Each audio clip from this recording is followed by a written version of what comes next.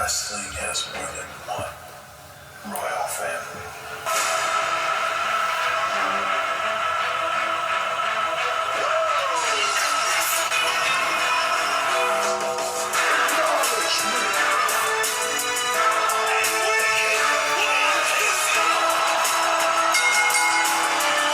What is up, guys? Welcome back to Wrestling Crossroads. As always, I'm one half your dynamic duo, Twisted, alongside Hex. I'm no longer mortally injured. No longer mortally injured. I love your introduction part with yourself. It is hilarious. It makes my day every time. Not gonna lie, I derive that from a podcast I listen to. It's not wrestling, it's definitely true crime, but I chime inner Ash Cal in that. Alright. So, today we are recapping Clash at the Castle in Glasgow, Scotland. They all wanted to mash together as I was saying that, I swear to God. Cliff of the thing. Yeah. Entirely, yeah. Okay, Biden. This isn't political, alright?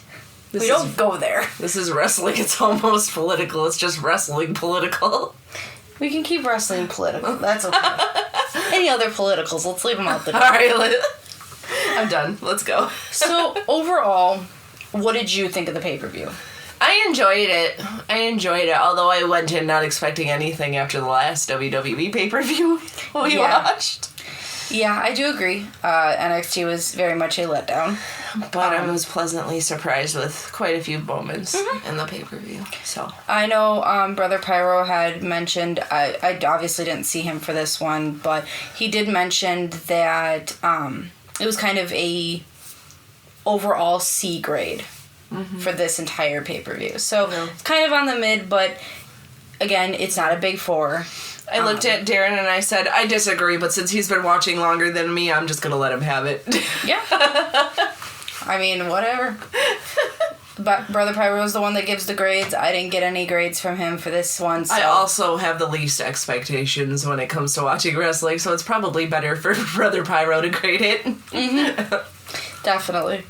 All right, I'm going to start us off. I was a little surprised at the way they started this off. However, Desario did kind of make a comment and say that, nothing's going to be able to follow the main event. I don't believe he knew that the main event was the main event at the time. But nothing was going to be able to follow that. He probably thought this was WWE Championship I Quit match, Cody Rhodes versus AJ Stlyes. I guess it might just be that we don't expect Cody Rhodes as the first match. Yeah. Ever. But Triple H did say something when it came to Mania. You want to start what they're invested with and end what they're invested with. You want the big pop at the beginning and the big pop at the end, because then you know that the rest has to follow. There was quite the pop. I was personally very shocked at the fact that they opened with this, but I think a beautiful choice nonetheless. It was a wonderful choice in the end, although confusing at first, maybe, to some of us, because we're not back there, we don't know what's going on. Yeah. But in the end, it was beautifully set up. It was. So going a little bit into this match, obviously, we had the fake retirement part on AJ's. It did take... I don't think it took very long to get started. Both these men were out for blood. AJ Styles a little bit more than Cody, but you got to see how ruthless AJ Styles can be. And they did make a stat in the middle of this when they were on the outside of the ring that AJ Styles is 4-0 with these type of matches, none of them being in WWE, though. Nope, none of them being in WWE. This is Cody Rhodes' first I Quit match. So it was very interesting to see the different dynamics as to how the men were going to go about it. Yeah, we got to see how brutal AJ Styles could be, because for a decent chunk of that match, it was Cody Rhodes getting his butt handed to him by AJ Styles. Cody was also busted open, or at least a little itty-bitty cut. It wasn't much. It was like around the eyebrow area. We did see Mama Rhodes on the outside, which AJ decided that he was going to provoke, and ended up getting slapped twice. 3 times. 3 times, okay. She kept going back for more. It was great. The face Flash made when we started watching this was hilarious, because normally we don't see anything from the crowd, but I looked at him and I said, it's okay. They probably got permission for this. And then he goes, okay. And we went right back to watching. He had no more questions after that. First off, you would think at this point, with the amount of times that people got in Mama Rubio's face, that people would know she's not the one to play with. No. She's not scared of anybody. No. He didn't even get close enough to her before she was stood up. No, yeah. No, I was a little concerned, though, when he came back towards her with the chair. Yeah. That one was a little bit of a head scratch. Like, AJ, what are you doing? But after the chair moment on the outside with Mama Rhodes and AJ Stlyes, AJ gets back into the ring. Right beforehand, Cody had been handcuffed with the handcuffs behind the back, which I don't know if anybody caught, but the entire arena was chanting kinky. Oh, I did not, but oh, wow. Yes. They were chanting, I believe it was like, that is kinky or something with kinky, but it was hilarious to hear. Thank you, Scotland. Cody Rhodes in that moment had managed to get the handcuffs in front and unhandcuff himself after taking Stlyes out on the outside of the ring with an attempt to a phenomenal forearm, throwing the chair at him as he was leaping and then into a table, which Flash thought was a beautiful spot because the table broke beautifully in the middle. It did. It was a beautiful combo of things that happened to a beautiful demise through a table. So AJ Stlyes gets back in the ring. He is handcuffed to the rope by Cody Rhodes, and in that moment I literally looked at Flash and I said, and this is how Cody wins, because the minute anybody is handcuffed to a rope, they end up losing. They're at the mercy. They have to stay within the confines of what that rope will allow you, and you cannot stop Cody Rhodes from grabbing whatever the heck he's gonna grab. Which ended up being first the a chair. I believe there was a kendo stick for a small bit, and then cornered him into the ring. I don't remember the kendo. Unless the kendo was a little earlier. I think the kendo was AJ when he was just like laying it out on his back. Could be that. My memory doesn't suit me most of the time, however. Ending moments, Cody Rhodes picks up the stairs and gets ready to smack AJ with them. AJ mutters the words. The look on AJ's face when he picked up those stairs and looked at him. Oh, yeah. He was like, oh. I'm not about to let this go any further. AJ said the words, I quit. I quit. And Cody still afterwards threw the stairs at him. I mean, he did put his hands on his mother. Yeah. Cody don't play when it comes to his mom. That's all he has left when it comes to Parents, mom and dad. Yeah. So, retaining his championship, congratulations to Cody Rhodes. I'm not shocked. Neither am I. I'm very excited to see where this goes, like who his next opponent could be, because afterwards, when he was making his way up the entrance ramp, we did see Bloodline member and possible leader at this moment, Solo Sikoa, come out. He is. He's declared that Paul Heyman announced in the ring on one night during SmackDown that he is the tribal chief because Roman's not there. Solo's the leader right now. Unfortunately. However it may be, we saw Solo come out, and then Tama Tonga and Tungaloa come from the back and attack Cody, but Cody had backup in the form of Kevin Owens and Randy Orton. Which we knew Kevin Owens was here because he was on the pre-show, talking. Yes. Hyping people up for the pay-per-view. I think that they're trying to set up Cody versus Randy for SummerSlam because of the way that Randy was looking at the title afterwards. And with the history that these two have, I think it would be a beautiful match. I would love to see Randy Orton and Cody Rhodes. Who comes out on top? That's kind of hard to say because I personally would like Randy to have at least another title run before he retires or is told to retire. And the fact that we were scared, last year that he may never come back. It's amazing that he's here, and I'd give him that shot, honestly. Cody can win it again at any time. He's proven that he can reach the top of the mountain and stay there just fine. We don't know how much Orton has left. In the tank. Alright, into our next match, please. Alright, our next match was the Women's Tag Team Championship triple threat match between Bianca Belair and Jade Cargill versus Shayna Baszler and Zoe Stark versus Alba Fyre and Isla Dawn. Let's talk about this match before we get into our winner here. It was pretty back and forth throughout the match from what I've noticed. Mm-hmm. I initially, thought that it was going to be...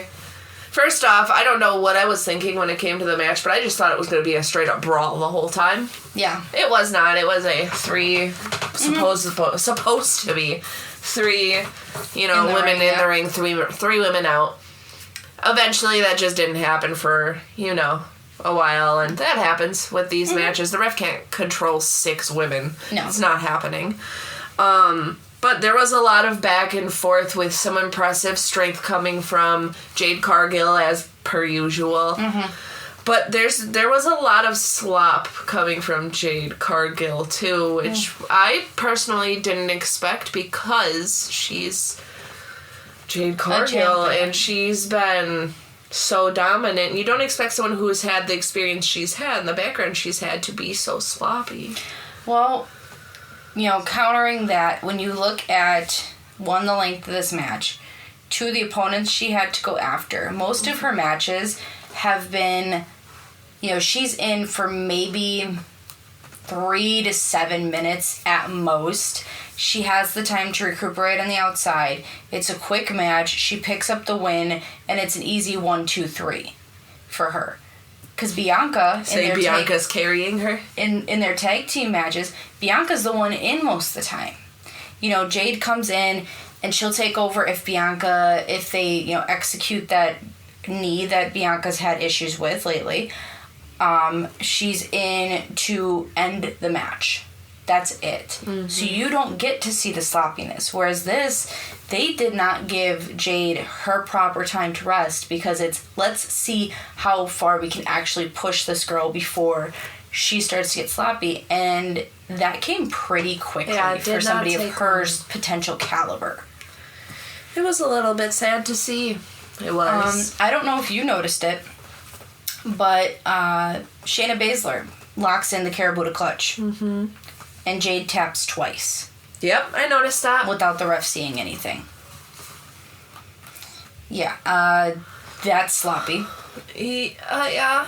And then the ending with her and Bianca. Very sloppy. Very sloppy, yeah. The match was a bit sloppy, but ultimately, I called it, did I not? You did. Their smarts overwon the brawn of both other teams, and your new tag team champions, the Unholy Union of Alba Fyre and Isla Dawn. It was very emotional after. It was, especially with the loss of a family member and, from Alba Fyre's side of things, where this is probably exactly the pick-me-up she needed after going through loss and mourning for the past couple weeks. Yes. And she received plenty of love. It seemed from both sides of the family spectrum there. It seemed like everyone was giving each other love there, how they were pretty close, even as families. That was very sweet. And, of course, Isla coming to, to be there pull her in and yeah. stuff, too. It was a beautiful moment afterward. I do want to say, at the press conference afterwards, Triple H did say that the reason for these two winning was not because of Alba Fyre losing her mother. Mm-hmm. It was 100% because they earned it and they deserved it. Mm-hmm. A year ago, around this time, they lost the titles. Mm-hmm. To have them not be used on TV in a year and then finally come up and win the titles is amazing, and I don't want to see the titles off of them anytime soon. Me neither. I really don't. They called their shots wisely leading up to the moment, and in the end, their smarts that they've maintained throughout the past several weeks have come back out to ultimately score them the victory and the championships. Yes. So right congratulations. in their home country. Oh yeah, that was beautiful. So congratulations to those two on their new titles. My girlies. Yes. Going into our next match, we have the Intercontinental Championship. Sami Zayn defends against Chad Gable. Probably my favorite match of the night, though, not gonna lie. Really? Yeah. Okay. This match did take a bit to get started, I would say. Mm-hmm. It looked like they were more or less trying to play mind games, at least on Gable's end. And on Sami's, it looked like he was trying to have a technical match with a technical, specialist, which didn't work in either of their favor because it just ended up falling flat. Sami came to do what he's supposed to do and fight his opponent, who kept having to go talk to his lackeys. For what reason? Ego. Yeah. He sees a stir happening and he doesn't like it, so he has to try to rein them in. Yeah, no. Personally, there's not much of a memorable moments during this match. There was a lot of times where Sami Zayn's ankle was taken out. Gable does what he does best by finding, I don't want to say a weak spot because I wouldn't, creating a weak spot is kind of the best thing I would say. Ultimately, in the end, we had Otis really try to stand up for himself and for Maxine because Maxine was taken out. And Otis was called to her side. Do you want me to lay it out how it happened? You can. Yeah, how about it? So, in between all of his going out to the ring to correct and to tell them to stay focused, which is kind of ironic since he wasn't focused at all about Sami. He wasn't taking it seriously, in my opinion. So eventually he decides, I need to take the upper hand on this. Sami's kicked out far too many times, and he grabs that Intercontinental Championship. Mm-hmm. The ref catches him clearly and tells him to ditch it. You can't use it. But he gives it to Maxine. Mm-hmm. For a clear reason. We know what he's trying to do here.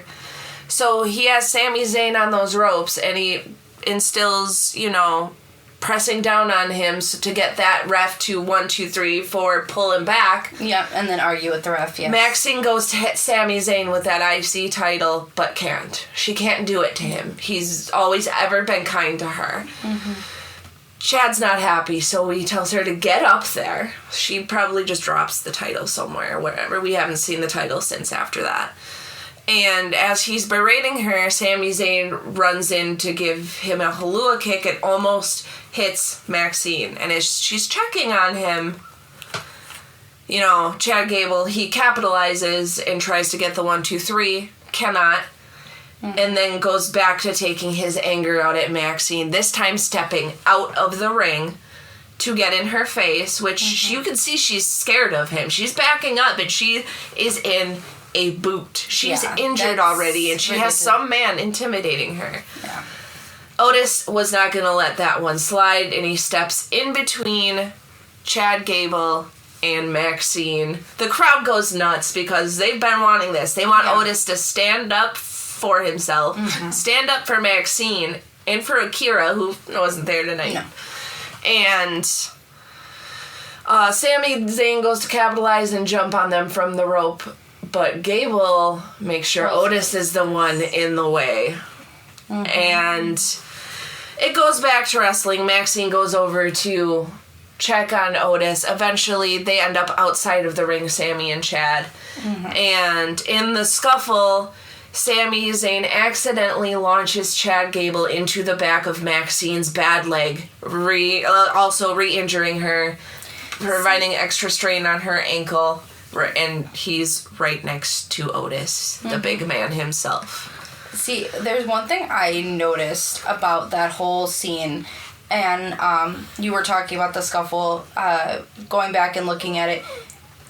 Chad had Sami in an ankle lock. One of the ways to counter that is to throw your opponent forward. Mm-hmm. However, Chad had momentum, could have just lightly brushed into Maxine or into Otis. Otis would have easily taken the hit. But he intentionally went after that knee on the bad leg, thus obviously re-injuring, and then we get back into the ring with these two. And you could tell that Sami Zayn saw where he was launching, by the way. I saw his face. I watched it twice because Cauldron unfortunately couldn't watch on time, so I watched that pay-per-view twice. Mm-hmm. So during that match, I paid closer attention. Yeah. I'm not sure if we were meant to see that Sami Zayn was looking necessarily, but he was looking back. Had it been, a direct could be proper aim too for Maxine, could it have been the fact that he was more or less trying to launch him into Otis, because Otis is a bigger threat? Who knows where it was really supposed to go. Maybe he was just trying to get out of it. Yeah. Because the ankle had been targeted and targeted and targeted. It was just, I need to get back on my feet, because that's where Sami Zayn thrives. Mm-hmm. Going back into the ring, there's a little bit more of a back and forth. And you see Chad try to get Otis involved. But Maxine calls for Otis. He's about to hit Sami. Otis picks up Maxine and they walk off. Timing. Mm-hmm. I think Maxine, in a way, was trying to save Sami because she knows it's not his fault that it happened. It was just unfortunate circumstance. Maybe. We'll see where it goes from here. Personally, I'm kind of getting sick of this storyline. But I thought that the Otis turning on Gable would have been tonight. I did too. But apparently not. He scooped Maxine up and started walking up the ramp. And that opened up a chance for Sami Zayn to pick up the win and retain his championship, leaving Gable in the middle of the ring seething. It's his own fault yet again. He let himself get distracted by Otis and Maxine for the 6 millionth time tonight. Yet again, he only has himself to blame for the loss, but who's he really going to blame here? Everybody else. Maxine and Otis. Mm-hmm. He'll even probably find a way to blame Akira. He's not even there. But he'll find a way, I'm sure. The best thing about the ending of that match was on the outside when Sami had his title, he said, "That's it. We're done. You're not challenging for this anymore. We're done." That does not mean he won't come back for blood. He can come back that for any look type on of his blood, face, I don't think it's over. No, it's not over. But I'm kind of sick of this storyline. Give it another pop. Stop making it as cringy as it is. Bring Otis on top now. Let's stop dragging out this storyline for no reason. Mm-hmm. We'll see definitely what happens on Monday, but into our next match. All right, our next match was for the WWE Women's Championship between Bayley and Piper Niven. Hometown advantage, Piper Niven here. It was a pretty lackluster match for me. I expected more from both of them. I agree. It left me wanting more. Yeah. And for this to be Piper's shot, Piper's opportunity, she looked a little weak. I wouldn't say she looked weak. She looked, I can't think of the right word, but, you could definitely tell who the veteran in the ring was. I don't want to say she looked weak because Piper Niven has an enormous amount of strength, and she really displayed that against Bayley. However, you could tell Bayley is the veteran. Mm-hmm. Bayley has done this, has went and challenged. Mm-hmm. She's a 4-time women's champion. She knows what to do. She's a Money in the Bank winner, Royal Rumble winner. She knows what it takes to win. She knows what buttons to press, etc. So. Yes. We did see somebody get ejected from ringside. From her own doing, mind you, and she knew that she could, if she pressed the right button at the right time, that she didn't even have to do much to get Chelsea Green eliminated, because Chelsea is one privileged... She's a firecracker. Privileged little lady. And then we saw a masked woman come out. Oh, we're so shocked. It was Rey Mysterio. In a kilt? I don't know what Ray did and how he grew like another 1.5 feet. And bazookas. Bustled himself and got rid of all his tattoos. But congratulations, Ray, on that one. Closing moments of this match. All right. I'm not gonna lie, I got distracted by a cat fight during the end of the match. My kitten and Your my cat were... cats? My literal cat and my literal kitten, the Crossroads kittens, I guess. They were having their own little match while Piper and Bayley were in. I got distracted and I did miss the end. So ending comes where Bayley is using Piper's own momentum against her and ends up taking her for a crucifixion pin. Mm-hmm. 1, 2, 3, retaining her championship. Congratulations, Bayley. And then on the outside, a nod and a show of respect to Piper, which was absolutely beautiful. Yeah. Into our main event. World Heavyweight Championship. Damien Priest versus Drew McIntyre. Drew McIntyre with the home field advantage. I've been calling him Drew McElmore ever since he started this Twitter escapade. Oh, Lord. Okay, we're not going to get into that. This match showed what this title means to both men. Damien had a lot to prove to the naysayers, and Drew had a lot to prove to his home country that he could do this. Mm-hmm. Collectively, no man had the upper hand in this match. No. I wouldn't say. There were a lot of times where we thought either men could have had this.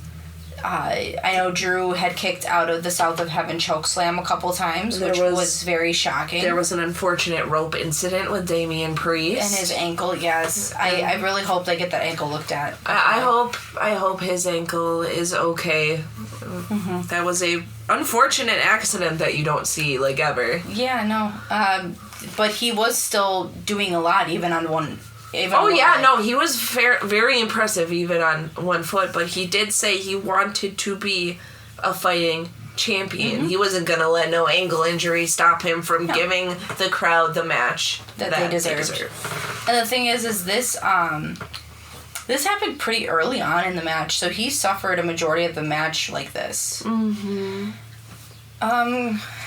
Not much else to say here. Going into our closing moments... the ref, we noticed, was kind of toppling on the outside and ended up getting taken out. A little bit more of a back and forth between Damien and Drew, neither one of them really realizing that the ref is completely down and out on the outside. Drew recognized because he called for another ref when he was going to make the pin. Mm-hmm. Well, he shouldn't have called for a ref. Hits Damien with the Claymore, calls for another ref, and out slides somebody who Drew's been having a little bit of an issue with. We see only the back of the head. 1, 2, and then the ref stops. Self-created issue. And the ref sits up, and it's none other than CM Punk. And I collectively lost my mind. It was hilarious. I did too. I started screaming in the house. I'm so glad that Baby Crossroads was not down for a nap at that time, because I would not have been able to contain myself. It was beautifully timed.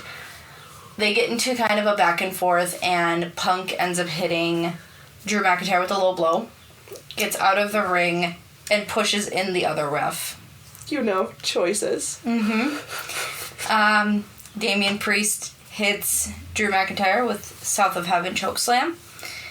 Ultimately, 1, 2, 3, Punk screwed Drew in Scotland. Damien Priest retains. I knew it was going to go this way. And Wade Barrett lost it on commentary. I didn't even recognize Wade Barrett losing it on commentary because I was transfixed on looking at Drew's face and laughing at him, not gonna lie. So Wade Barrett got so mad to the point where he started screaming that this is the top #1 screw job, and it beats out the Montreal screw job. What was the Montreal screw job, since I don't know what that was? Montreal screw job was between Shawn Michaels and Bret Hart. Bret was looking to leave WWE for WCW, and originally it was for the title that Bret was holding. Bret was going to vacate the title the next Monday after the pay-per-view. Vince had said, backstage, I don't want that to happen. I'm doing this my way. Match goes back and forth between the two, and then Michaels, with Vince also being outside, Vince calls the shot. Michaels puts Bret in the sharpshooter, which is known for the Hart dungeon. That's the Hart family's sharpshooter. Mm-hmm. Natalia still uses it. Yes, she does. And Bret never taps.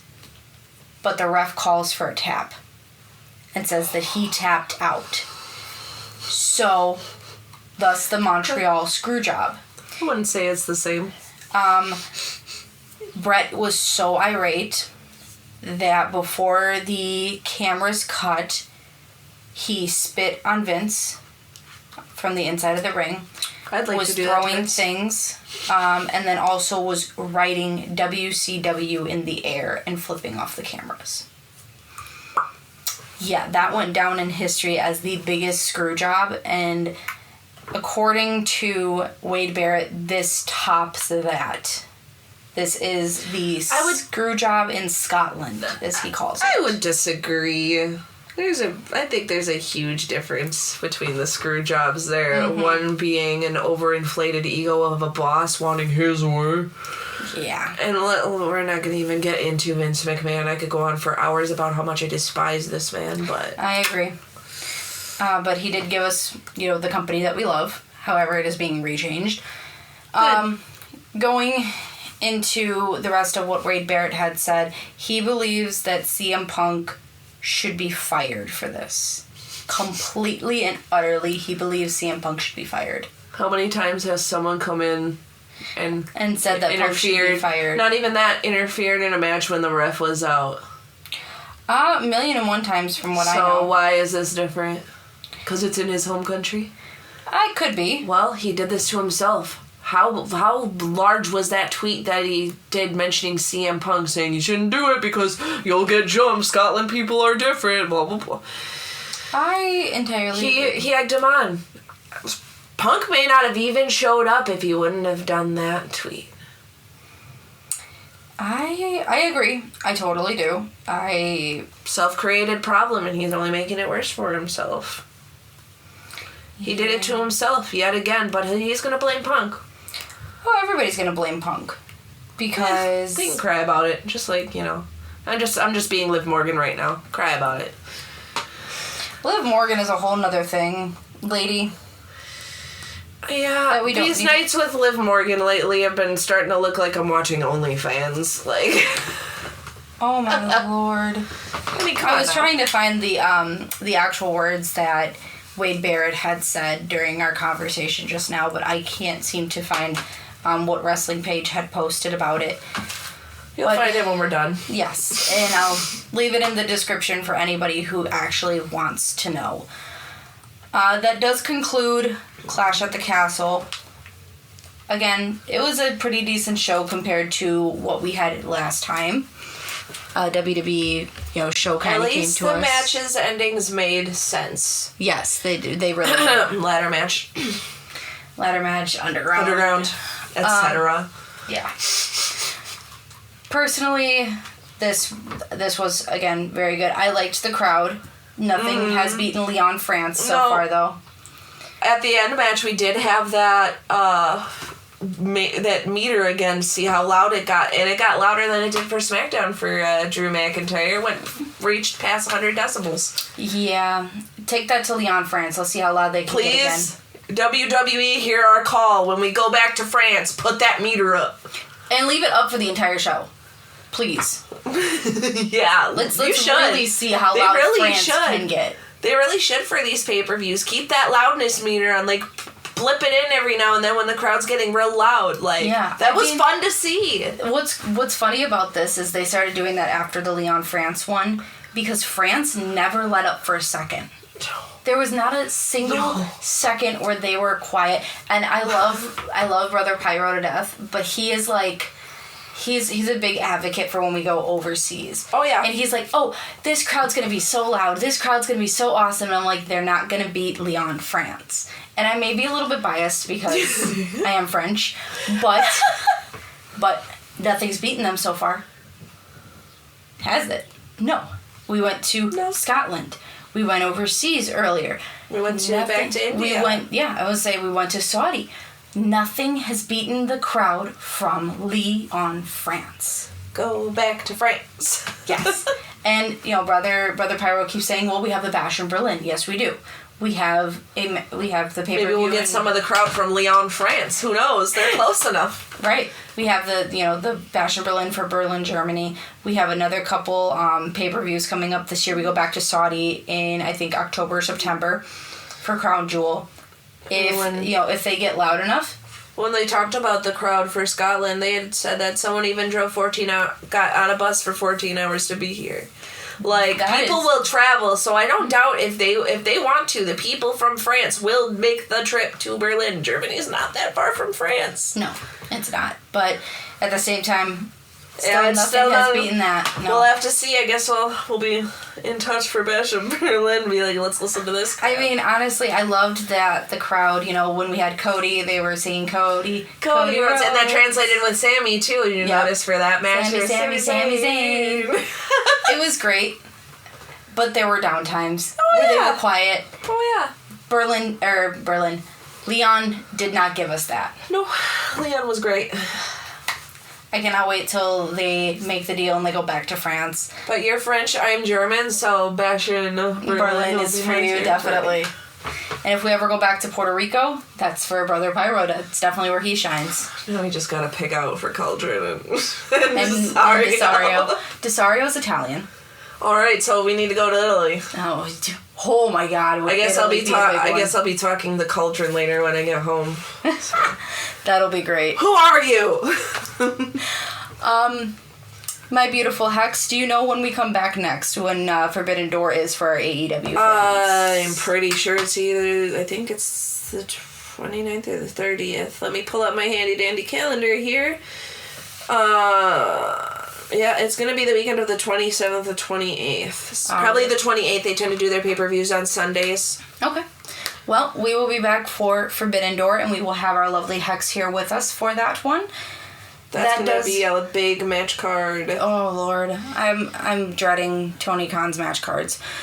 Anyways, that does end and conclude our Clash at the Castle. We will see you in 2 weeks. Laters.